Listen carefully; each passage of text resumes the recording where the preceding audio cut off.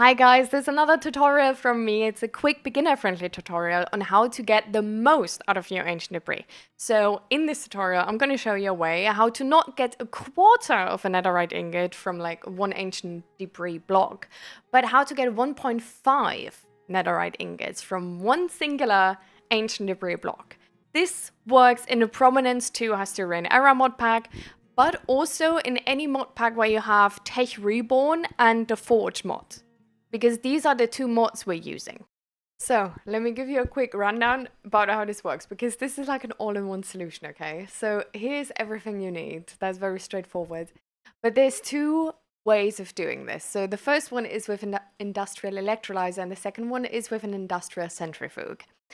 The biggest difference is that the industrial centrifuge is way quicker, but the industrial centrifuge, if you want to make an automated setup, will require different mods. So with the industrial centrifuge one, I would always prefer it, but I also play the Prominence mod pack with the other mods. If you only play the TechReborn and the Alloy Forgery mods, I would use the electrolyzer, because this is sort of optimizable without cables. So that's basically the main difference. So here's everything you need to make. Okay, like this is the old way how you've been making netherite ingots. And it basically, like, one ancient debris is like a quarter of a netherite ingot. There's like a slightly better version if you just use the grinder. So if you don't want to make this whole full-blown thing, okay, you can just make the grinder, like the normal one, not the industrial one, and you're gonna get 100% extra. If you also have the Alloy Forgery mods, for example, by playing Prominence, and you have been to the end already and you can make this specific, like the endstone brick forgery, then you can actually get up to 300% extra. But if you make this whole thing here, you can make 500% extra. So basically, one ancient debris is 1.5 netherite ingot. And it's not that bad. Like, it looks overwhelming, but it's not that bad. So it's very straightforward. You start sort of like, you look at the whole thing for a second, and then you start at the bottom. Like, I gave you all the resources you need, and then you just follow the numbers and make as much as the numbers tell you. Sometimes there's different colored numbers, because there might be some things you already have, for example, like the advanced machine frames.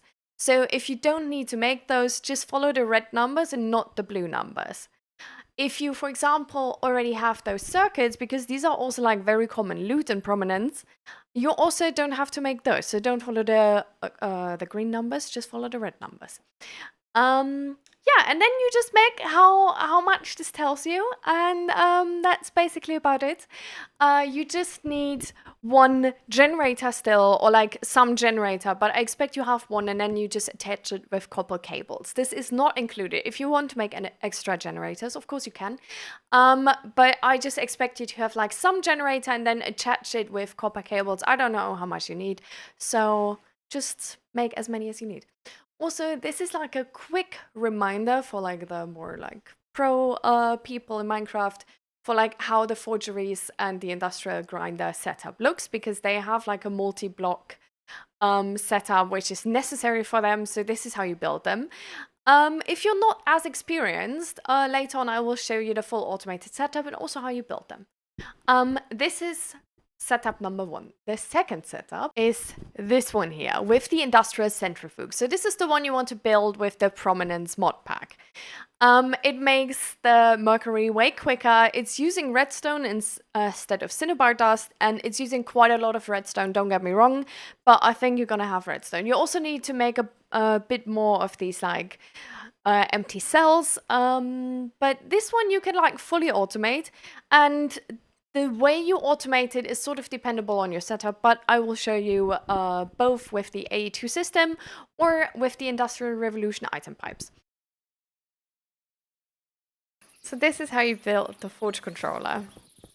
You just make a 3x3 square at the bottom, and then 2 pillars, the Forge controller, another one here, and that's it. That's how you use it. The easiest way to make the industrial grinder setup is to set up the grinder one block above where you want to build it, and then toggle this on, and then you see exactly what you need to do.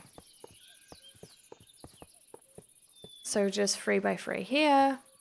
Then the advanced machine frame. Have a water bucket in the middle. And then another 3x3. And that's how you can use it. If you're looking for any advice on how this setup might look, you can make it like this. It's using the industrial centrifuge. If you want to use the industrial electrolyzer, that's also how you save another extractor and how you save all the cables down here. Because this one you don't need if you just use the industrial electrolyzer. I have the generator above, I have the copper cable as well, so the one generator can fuel both of them. And yeah, this is how your setup might look. This is how you could connect it to the Ae2 system. So just have a small cable come up here and have like an export bus and an import bus to the chest. On the export bus, you have like redstone for this one specifically because the industrial centrifuge is making mercury by using redstone. For the industrial electrolyzer, you would use the cinnabar dust, but that's basically the same. So once you have a setup bit up, you still need to configure all of the machines so they properly work with each other. In this case, the redstone dust needs to come from the side. It needs filter input and auto input. The empty cell is coming from the extractor, so from the right side. The silicone cell is going instantly in the extractor. The mercury cell is going to the bottom. And the other two outputs we don't care about is going to the chest again to then be transported away. The extractor is getting things from the left and the right as auto inputs and is giving things to the left side back. The industrial grinder is getting things from the bottom with filter input, that's mercury here, and is giving things to the extractor, the empty cells, is getting the ancient debris from the chest as filter input, that's very important here, and then giving all of the output is going into the chest. So this is how this setup is looking. So everything the same for the industrial grinder, the industrial electrolyzer instead.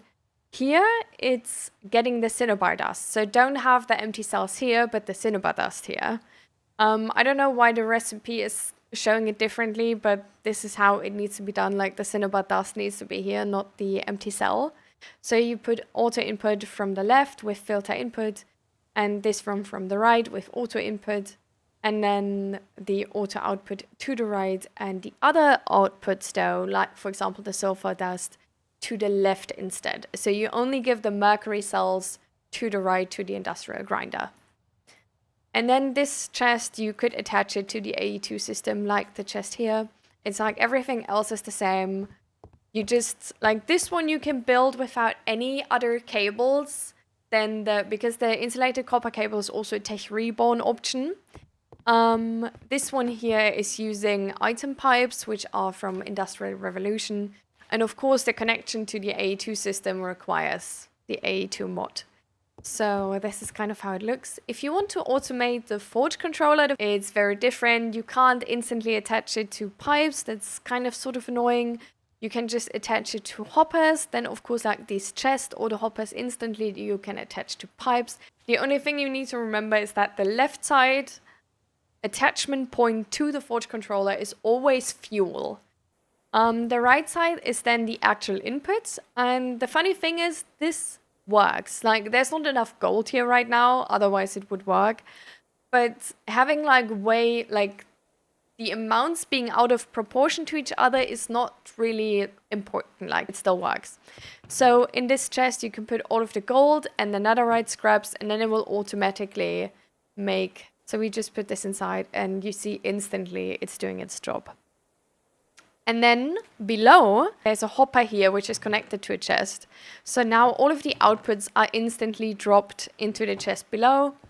And this is sort of how you, automate the forge controller. If you want to properly attach it to your system, you can do so just by attaching the hoppers or the chests to the Ae2 system or to the TechReborn machines. So there's one more thing I want to tell you, because in the Prominence to Asturian Era modpack, what I've experienced so far, the TechReborn machines have been quite buggy. So sometimes they just don't work and sort of stop working, and then all of a sudden they work again. This has been more of a problem on like public servers where there's like, I guess, more issues with like server loads, but also in private worlds. So just be aware of this. This sometimes happens. You don't really need to change anything. I usually just wait it out because suddenly it works again after a while. But yeah, so just be aware of that fact and then you're good. So this is the end of my tutorial. I hope I could help you. I hope you can figure it out. If you have any type of questions, if there's anything unclear, you can always just text me on stream. I'm streaming like sort of daily with like usually a break on a weekend. And otherwise hit me up on my Discord channel. The links are all below the video. And yeah, thank you so much for the support. If you would like and subscribe, that would always mean much. If you even like shared with a friend, that's huge. And yeah, I just hope I could help, and I'll see you in the next video. Bye. For the industrial... No.